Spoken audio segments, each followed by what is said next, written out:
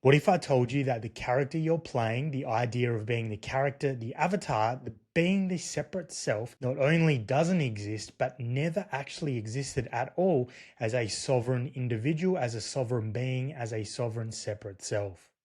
You're not the name on your driver's license. You are not the face in the mirror. And you are not even that inner voice that's constantly critiquing and narrating your life. And here's the wild part. When you see that directly, you also see something else. That death in itself isn't even real. And that realization changes everything. Sure, the physical avatar might fade away and perish, but the you that's fundamentally there, and always has been there is immortal. And this isn't a logical knowing. This isn't conceptual. This is a very felt, real, lived experience and clear seeing. Because the greatest trick the ego ever pulled was making you believe that you were it.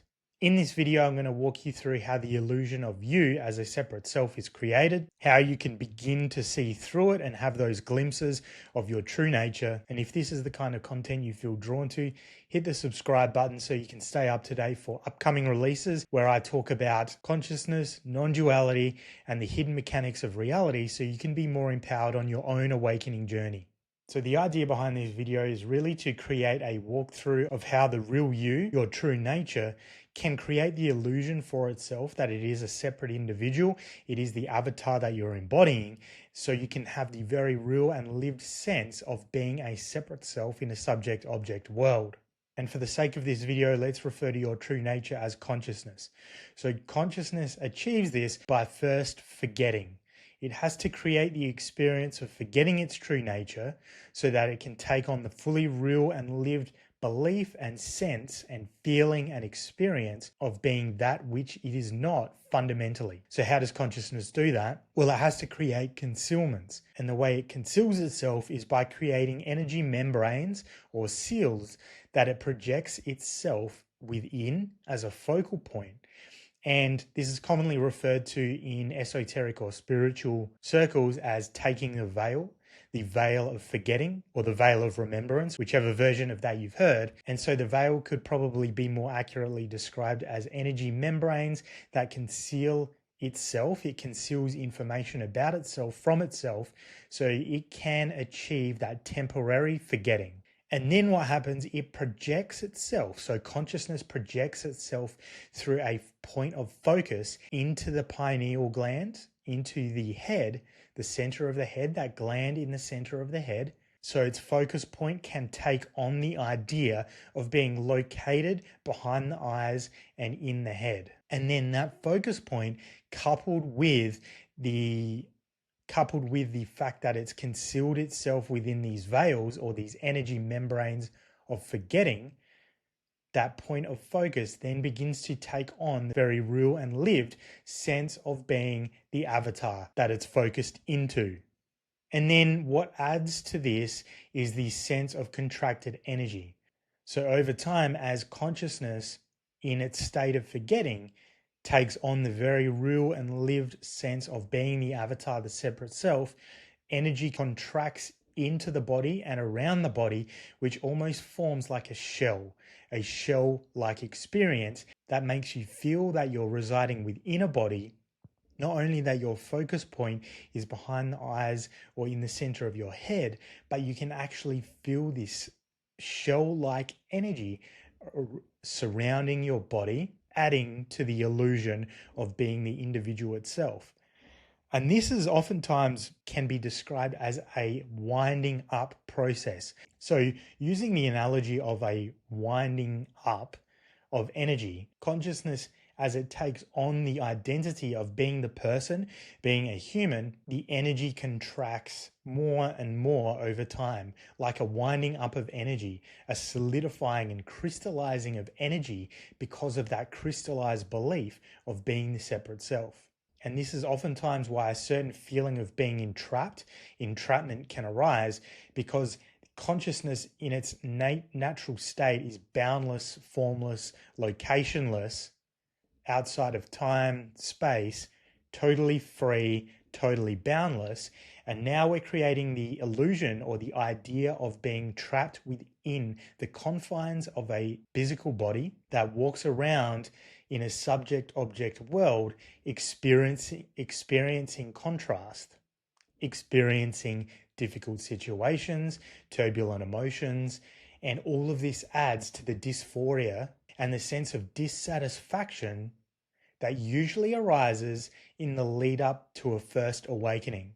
And you could even say that this is perfectly designed to be like a winding up process, a gradual process that ultimately culminates in so much dissatisfaction that the shell cracks. So you can have that first seeing through, that first glimpse, that first point of awakening.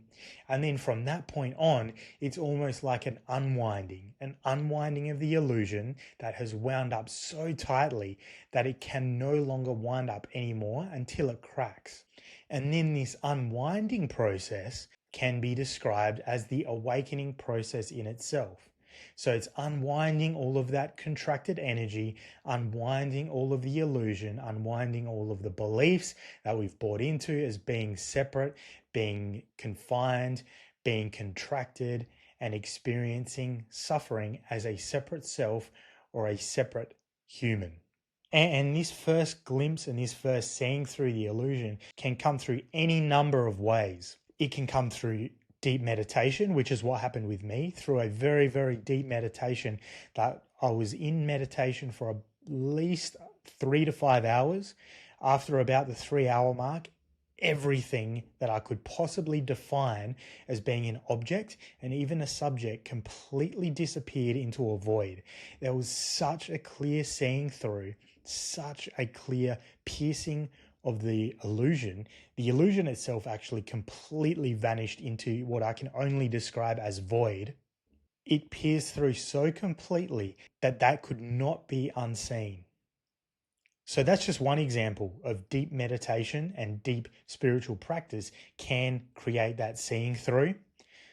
Another thing that can create a definite seeing through the illusion and a huge crack in the separate self, or the idea of being the separate self of that shell, from what I've heard, it can arise during a psychedelic experience. And this isn't me recommending a psychedelic experience because I've never had one in myself, and I don't believe that it's completely necessary to have that seeing through to take something exogenous. However, if that's what's happened for quite a lot of people, that they took that psychedelic substance and that was what created the crack in the seeing through the shell of the illusion, then perhaps that's what was necessary for them. However, I'm not recommending it simply because I don't know enough about it. And another thing that can happen is spontaneous seeing through, a spontaneous glimpse when you're not doing much at all. And for people who have never even studied anything about spirituality or even sat down to meditate even once.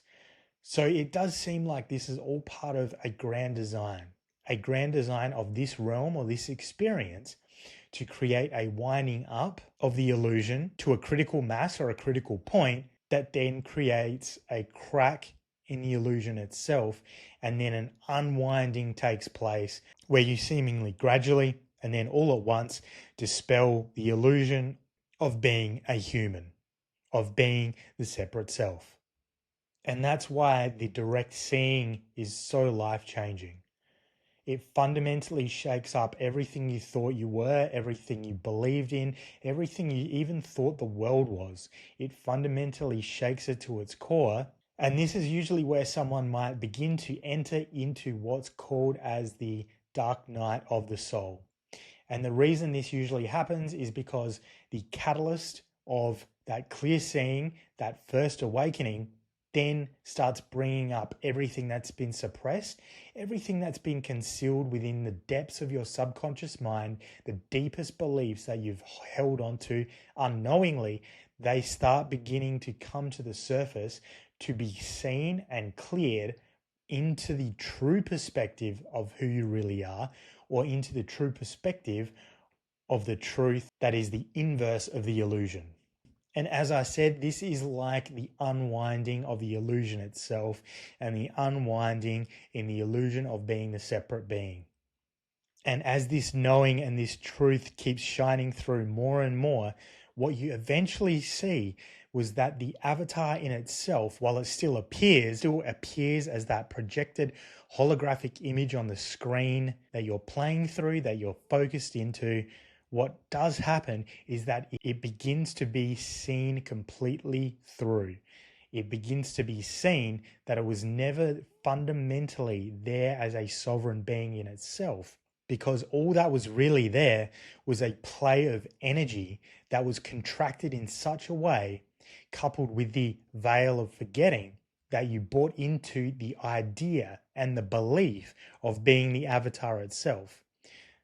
So the idea of being the separate self is really only a belief. It is a core belief that's been bought into for so long that it felt real, and added in with the contracted energy, added to the sense of the illusion. And this is where the complete dissolution of self, the dissolution of the separate self, really arises. You're the one behind all of it all along. And as the process unwinds, it becomes more and more clear that the separate self that can be born and can die was never you. And even though I'm sitting here trying to point to it and describe it and talk about it, the truth of who you are could never be pointed to, could never be described, because it's beyond all language, all concepts. And as I said, it's outside of space and time altogether. And really, fundamentally, there is nothing but it. There is nothing but you.